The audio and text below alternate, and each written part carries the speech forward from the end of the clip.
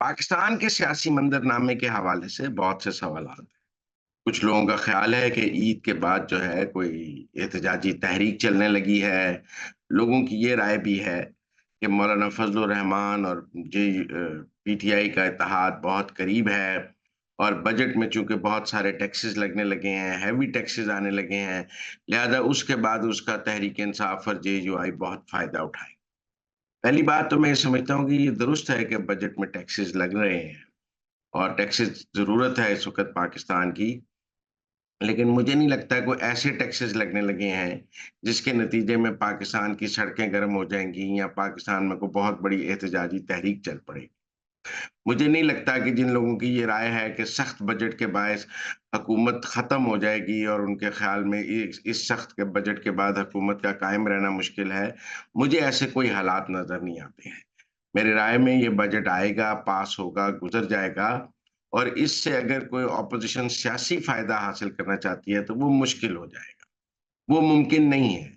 जहाँ तक मौलाना फज़लुर रहमान और पीटीआई के दरमियान सुलह या इत्तेहाद की बात है, तो लोगों को ये बात समझनी चाहिए कि ये तो नहीं मुमकिन कि मौलाना फज़लुर रहमान केपी में तो ऑपोज़िशन में बैठे रहेंगे और गंडापुर से गालियाँ खाते रहेंगे और मरकज़ में पीटीआई के साथ मिलकर हुकूमत गिराने के लिए तहरीक चलाएँगे। अगर मौलाना फज़लुर रहमान और पीटीआई का कोई मुआहिदा होना है, तो पहले तो केपी असेंबली में होगा ना कि क्या मौलाना अपोज़िशन में बैठेंगे या मौलाना को वहाँ शराकत इक़्तिदार में आपको आधी हुकूमत देने को तैयार हैं, उनको ड्यू शेयर देने को तैयार हैं, क्योंकि इत्तेहाद फिर सूबे में भी होगा और मरकज़ में भी होगा। अगर पीटीआई उन्हें सूबे में कुछ भी देने को तैयार नहीं या ऐसा कुछ देने को तैयार है जो वो लेने को तैयार नहीं, तो फिर मिलकर तहरीक चलाने का क्या सवाल है? लेकिन ना पीछे ना मौलाना को उन्होंने सदारती उम्मीदवार बनाया, ना मौलाना को डेरा इस्माइल खां से ज़िमनी इंतखाब में एडजस्ट किया, ना उन्हें तहरीक-ए-तहफ़्फ़ुज़ आइन का सदर बनाया। तो अब मौलाना को तहरीक-ए-इंसाफ के पास क्या है अपनी पटारी में जो वो मौलाना को देंगे, जिसके नतीजे में मौलाना उनको अपनी स्टेज दे देंगे? मेरे ख़्याल में अभी कुछ भी नहीं है क्योंकि गंडापुर उनके साथ उनका चलना ही नामुमकिन है क्योंकि मौलाना भी डेरा इस्माइल खां से हैं और वो भी डेरा इस्माइल खां से हैं, गंडापुर भी। और ये जो डेरा इस्माइल खां की अपनी एक कॉन्स्टिट्यूएंसी की लड़ाई है, ये कोई कौमी सतह का इत्तेहाद भी नहीं बनने देगी। बहरहाल बहुत सारे दोस्तों की ये राय है कि पाकिस्तान में बहुत सियासियत में इस्तेहकाम है। मैं समझता हूँ कि पार्लियामेंट में कोई अदम इस्तेहकाम नहीं है। पार्लियामेंट्स अपना काम कर रही हैं। मेरे ख़्याल में सड़कों पर भी कोई अदम इस्तेहकाम नहीं है। सड़कें नॉर्मल हैं, कोई एहतजाजी तहरीक नहीं है, कोई बड़ा जलसा, कोई जुलूस हुकूमत के लिए कोई मुश्किल नहीं है। हुकूमत ने मुश्किल फ़ैसले भी किए हैं, तो उसके नतीजे में ऑपोज़िशन उनसे कोई फ़ायदा नहीं ले सकी। फिर इल्म इस्तेहकाम कहाँ है? क्या अदालती फैसलों की वजह से अदम इस्तेहकाम है? ये कहा जा सकता है कि अदलिया के फैसलों की वजह से अदम इस्तेहकाम पैदा हो रहा है। अदलिया ने पिछले दिनों इमरान खान को कहा भी है कि वो सियासी कुव्वतों से बात करें। वो फिर फ़ौज से बात करना चाहते हैं, फ़ौज उनसे नहीं बात करना चाहती। अगर अदलिया से उठने वाला अदम इस्तेहकाम भी ख़त्म हो जाए और अदालती फैसलों से में जो झोल नज़र आ रहा है तहरीक-ए-इंसाफ के लिए, वो ना रहे और अदलिया जो मुल्क में अदम इस्तेहकाम पैदा कर रही है, तहरीक-ए-इंसाफ की हिमायत करके, वो ना हो, तो मुल्क में तो मुकम्मल इस्तेहकाम है। मुझे नहीं लगता मुल्क में क्या अदालतें तो तब आप कहें, अदम इस्तेहकाम पैदा करना अपना जायज़ समझें, जब पाकिस्तान की सड़कों पर बड़ा एहतजाज हो रहा हो और अदालतें कहें जी हम अवाम की बात पे लब्बैक कह रहे हैं। 10 बंदे अडयाला निकलने को तैयार नहीं हैं। किसी शहर में पीटीआई जलसा करने को तैयार नहीं है। ये रवात में उनको इजाज़त मिली, वो भाग गए, रवात में जलसा करने को तैयार नहीं थे। तो ऐसे में जब ना सड़कों पर कोई तहरीक है, पार्लियामेंट में हम-आहंगी है, स्टैंडिंग कमेटियों पर बातचीत चल रही है, पार्लियामेंट में सब काम हो रहा है, बैक चैनल डिप्लोमेसी भी हो रही है, तो फिर प्रॉब्लम कहाँ है? प्रॉब्लम सिर्फ़ अदलिया से के चंद फैसलों की वजह से है और हमारे दोस्तों ने इन फैसलों से कुछ ज़्यादा उम्मीद लगा ली है और उनके ख़्याल में इस फैसलों के नतीजे में शायद हुकूमत चली जाएगी। इन फैसलों के नतीजे में ना हुकूमत चलने जाना है, ना कोई बड़ी तहरीक चलने वाली है। और ना ही मुझे लगता है कि इमरान खान बाहर आने मुतनाज़ि जो ट्वीट है जिसमें मुजीबुर रहमान के हवाले से और जो वीडियो है उसमें, उस हवाले से इमरान खान एफआईए के साथ शामिल तफ्तीश हो गए हैं।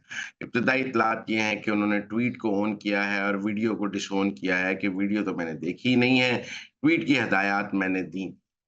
मैं समझता हूँ जब उन्होंने ट्वीट ऑन कर लिया है तो कानूनी तौर पे वो वीडियो को डिसओन नहीं कर सकते, ना ही वो ये कह रहे हैं कि वीडियो का कंटेंट खराब है, मैं उसे डिलीट करने का कह रहा हूँ। जब वीडियो मौजूद है और ट्वीट की हदायत देने को आपने कबूल कर लिया है, तो टेक्निकली आप वीडियो को भी ऑन कर रहे हैं और आप वीडियो को डिसओन नहीं कर सकते।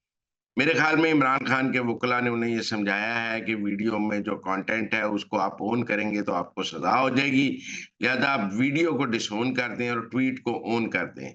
ये उनको वकीलों ने राय दी है जिसके नतीजे में उन्होंने एक मौक़िफ़ लिया कि ट्वीट की हिदायत मैंने दी हैं लेकिन वीडियो की हिदायत मैंने नहीं दी।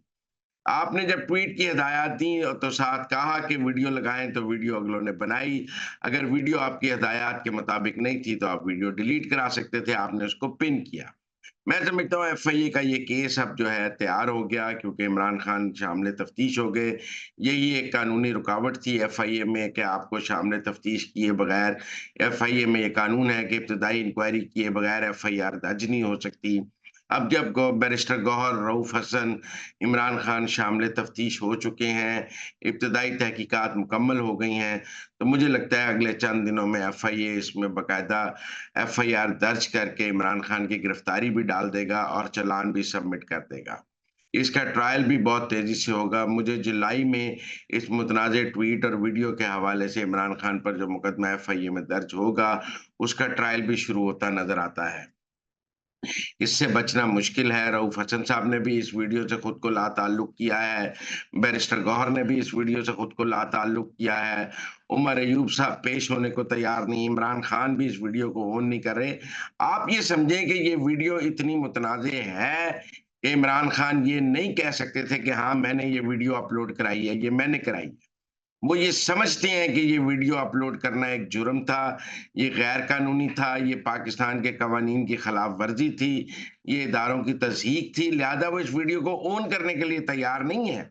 आपने करवाई है, लेकिन आप समझते हैं कि अगर मैं अदालत में या कानून के सामने ये कहूँगा कि ये वीडियो मैंने अपलोड कराई है, तो मैं पकड़ा जाऊँगा।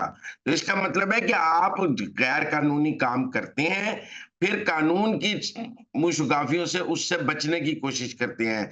जैसे साइफ़र में हुआ है, आपने साइफ़र को यूज़ किया, आप बच गए। अदालतों को ये बात समझनी होगी कि ऐसा मुल्ज़िम जो अदालत को या कानून को अपनी सहूलत के लिए इस्तेमाल करे, उसको बार-बार ये सहूलत नहीं दी जा सकती। मतलब जब आप कंटेंट को ऑन कर रहे हैं, वीडियो ना ऑन करने का मतलब ये है कि वीडियो गैर कानूनी है ना। अगर इमरान खान में जुर्रत है और वो समझते हैं बड़े अपराइट और वो किसी से नहीं डरते, उनका बड़ा माचो इमेज है और वो जो बात कह लें वो उस पर कायम रहती हैं, तो वीडियो ऑन कर लेना कि हाँ, मैंने कराई है। ट्वीट ऑन कर रहे हैं, वीडियो ऑन नहीं कर रहे हैं, इसका मतलब है उन्हें पता है कि वीडियो पे सज़ा हो जानी है। तो मेरा बचने का तरीका यही है कि मैं कह दूँ कि मैंने वीडियो मेरी मर्ज़ी के बगैर हुई है, लेकिन मैं समझता हूँ कि इदारे इतने बेवकूफ़ नहीं हैं और मैं समझता हूँ कहीं न कहीं अदलिया को भी ये समझना होगा कि एक मुल्ज़िम को कितना तहफ़्फ़ुज़ दिया जा सकता है। ये एक टेस्ट केस होगा, पाकिस्तान की फ़ौज इस पर बहुत संजीदा है और वो इस केस को बहुत सीरियसली ले रही है। लिहाज़ा मुझे लगता है कि जुलाई में इस केस का ट्रायल शुरू हो जाएगा। अभी इद्दत के मुकदमे का फैसला नहीं आया होगा, तो आपको ये केस भी अपने करीब जाता हुआ नज़र आएगा।